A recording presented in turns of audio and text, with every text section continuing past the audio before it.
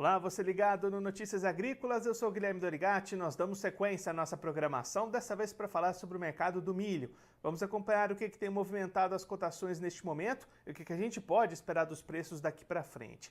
Para conversar com a gente sobre esse assunto, ajudar a gente a entender essas movimentações do mercado, recebemos aqui o Cristiano Palavro, diretor da Pátria Agronegócio, já está aqui conosco por vídeo. Seja muito bem-vindo, Cristiano, é sempre um prazer tê-lo aqui no Notícias Agrícolas. Muito boa tarde, Guilherme. Boa tarde a todos que nos acompanham. O prazer é meu amigo. Vamos lá, vamos falar desse mercadão. Cristiano, vamos começar olhando para o mercado internacional. Uma sexta-feira de movimentações positivas e uma semana positiva para o milho lá em Chicago. Altas aí de até 4% nessa semana. O que ajudou o milho lá em Chicago se valorizar nessa semana? Olha, Guilherme, eu vejo o momento do milho, não que haja um grande impulso aos preços, mas o milho veio caindo ao longo dessa safra norte-americana, né, e já encontrou um ponto de suporte, onde eu poderia afirmar que grande parte dessa safra americana já está no preço, já está precificada, algo que é comum, né? Normalmente a gente não tem os preços reagindo no momento da colheita, e sim antes dela, né? Então a gente já teve essa precificação de uma safra positiva nos Estados Unidos em termos de produtividade, mas o que chama atenção para o mercado do milho num cenário mais amplo é que mesmo com uma produtividade muito boa nos Estados Unidos, devido à queda na área, eles vão produzir menos que o ano passado. Essa situação também vem aqui para o Brasil, né? Se a gente pegar o balanço de 2023 em relação ao balanço de 2024, existe menos milho aqui no nosso mercado interno. A própria Argentina, grande produtora, também teve uma restrição de oferta. A Ucrânia com restrição de oferta. A União Europeia com alguns problemas pontuais em suas safras, inclusive de outro produto que é um concorrente do milho, que é o trigo. Então, a precificação já ocorrida na safra americana abre espaço para essa virada de sazonalidade em Chicago, e ele veio reagindo hoje muito também na esteira do complexo soja, né? O farelo de soja subiu com muita agressividade hoje, puxou a soja grão e acabou gerando reflexos também no mercado de milho. Um outro fator que eu atribuiria essa alta nessa reta final de semana, em especial nessa sexta-feira, foi a elevação também do mercado de petróleo, se recuperando da queda de ontem. Isso ajudou Chicago a fechar nesse dia positivo. E aí, Cristiano, você já destacou um pouquinho aqui do Brasil também. As movimentações também foram positivas para o milho na B3 aqui no Brasil, né? Exatamente, exatamente. Aqui na B3 eu vejo como destaque, né, $1 que saiu de uma baixa maior na parte da manhã, buscou uma recuperação no início da tarde, acabou fechando em leve queda, praticamente estável ao final do dia, mas sem uma grande oscilação. E o que chama atenção para o mercado de milho aqui no Brasil, neste momento, são dois fatores principais, na minha opinião. Apesar de a gente ter uma oferta significativa ainda dentro do país, essa oferta não necessariamente é uma oferta comercializável. A gente vê que os produtores rurais não estão tão ávidos, né, à venda nesse momento, estão segurando o produto. A gente sabe que historicamente é uma janela mais favorável ao mercado de milho, ocorrendo sempre mais ao final do ano, início na virada do ano, mês de janeiro, mês de fevereiro, antes da entrada das colheitas de verão do sul. Então o produtor tem esse momento, né, como favorável e acaba segurando parte da sua produção. E um outro fator, vejo também esse atraso, né? Não sei se podemos falar já num atraso no plantio brasileiro, até porque a gente não costuma plantar tanto em setembro, mas essa percepção de que as chuvas estão chegando lentamente ainda às regiões centrais do Brasil levam a preocupações em relação à área de safrinha, né, que vai vir lá em 2025, e isso acaba sendo um fator também positivo para a nossa B3 aqui na cena interna. E aí, Cristiano, você comentou a questão da comercialização aqui no Brasil. O produtor vem vendendo lentamente essa safra até esse momento. Nessas vendas, o produtor está segurando bastante, né? Exatamente, exatamente. Esse é um momento, Guilherme, que passado 30/8, principalmente, a gente vê que a necessidade de caixa, né, montantes maiores de caixa por parte do produtor, eles acabam diminuindo. É claro que a chegada do plantio também exige caixa, né? Sempre tem despesas adicionais na hora do operacional de campo.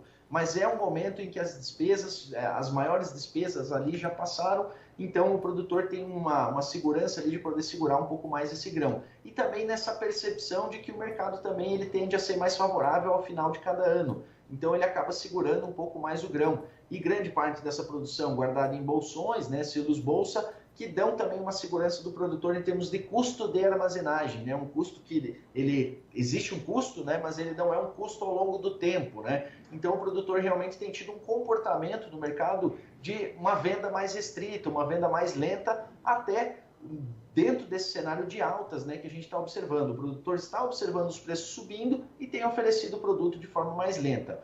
Do outro lado, do lado da demanda, a gente vê que é uma demanda interna que está mais ativa nesses últimos dias, até buscando se antecipar um pouco a esse cenário de atrasos aqui no Brasil, que podem se refletir em preços mais altos no milho, né? E aí, olhando para as exportações, Cristiano, como é que você tem acompanhado os embarques brasileiros que estão bastante abaixo daqueles que a gente viu no ano passado? Né?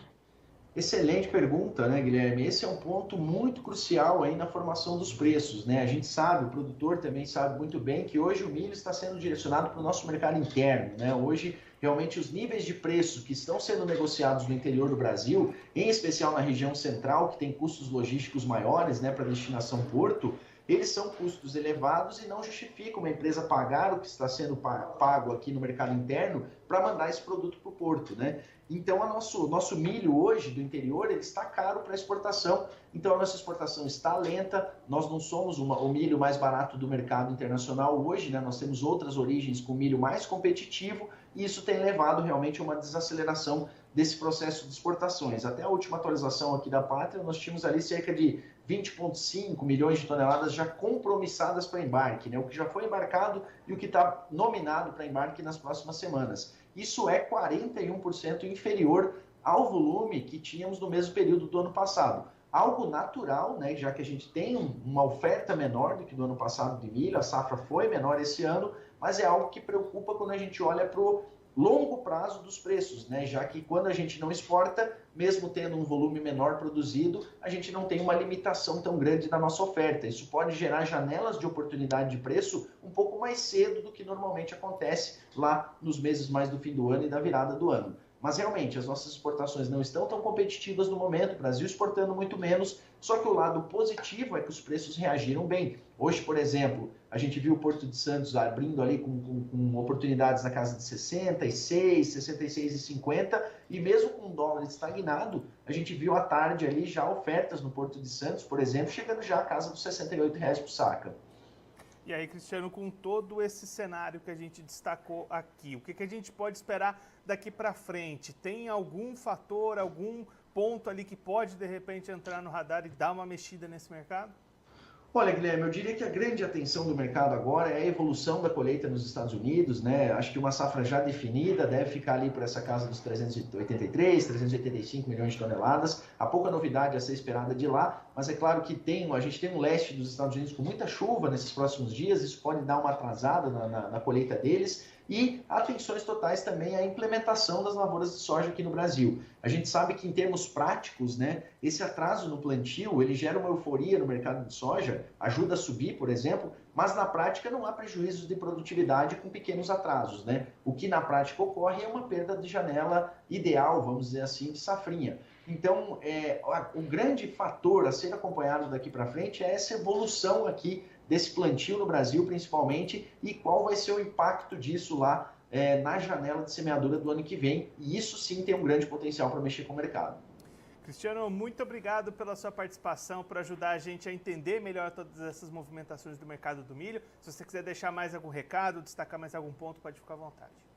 Muito obrigado, Guilherme. Não, só agradecer vocês realmente aí por mais essa entrevista. O mercado de milho realmente é um mercado que tem apresentado suporte, algo que a gente já vê desde o início da colheita. A gente teve uma safrinha bem menor nesse ano, né, em termos de produtividade, em termos de área plantada. Não é um cenário que estava fora do radar, né? E agora daqui para frente, acho que o produtor precisa manter a atenção para esse mercado. Ele veio subindo, essa parte de exportações preocupa, como eu falei lá atrás, mas é um mercado que ainda tem apresentado um suporte e que inclusive vem gerando aí um sentimento, principalmente no centro-norte brasileiro, de maior incentivo para o milho verão, em especial nas regiões onde a safrinha não é muito viável, né? Então esse é um ponto de atenção também, apesar de uma área menor lá no sul do Brasil, em especial no Rio Grande do Sul, áreas do centro-norte brasileiro têm tido mais incentivo para a implementação da cultura do milho. Meus amigos, muito obrigado aí por mais um dia com vocês. Guilherme, obrigado e um ótimo fim de semana. Cristiano, mais uma vez, muito obrigado. A gente deixa aqui o convite para você voltar mais vezes e a gente seguir acompanhando essas movimentações do mercado do milho. Um abraço, até a próxima. Um abraço, até mais.